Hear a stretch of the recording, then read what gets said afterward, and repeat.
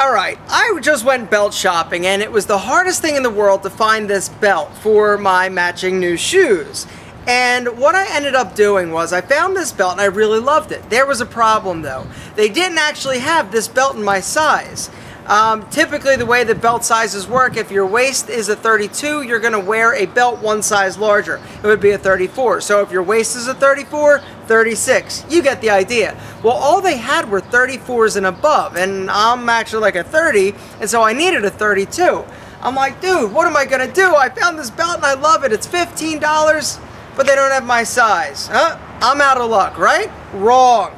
Gentlemen, I'm not sure if you knew this, but you can totally customize the length of a belt if it has a metal end and a leather end to the size that you need. Let me explain. Alright, so this is the end of the belt that you typically look at, right? Well, if you turn the belt over, you will notice these two little screws.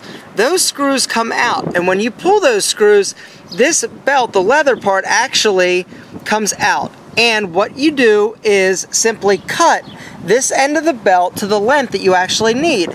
Insert that belt after it's been cut right back in and tighten those screws. And what you're left with is a perfect fitting belt. Now the issue comes in actually the removal of those screws. They are really small and they are actually recessed. Now, how do you do it, right? That's a great question.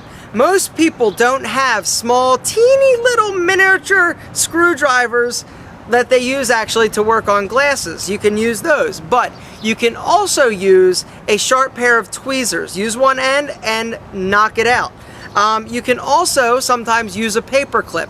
Get a paper clip, a small one, bend it up, and use that. You can obviously use a small screwdriver that you use for glasses, but come on, that's not as alpha as actually fastening a screwdriver out of a paper clip and or something, whatever. Anyway, the point of this video is just because you find belts that are too long, they might not have your size, you can customize it. The other great thing is maybe you're in between size. You're like, well, you know, I'm not really a 36, but a 34 is too small. All you do is buy the larger size and then maybe cut off a half an inch, an inch. You can cut this and customize this to exactly the precise length you need in order to nail that center hole.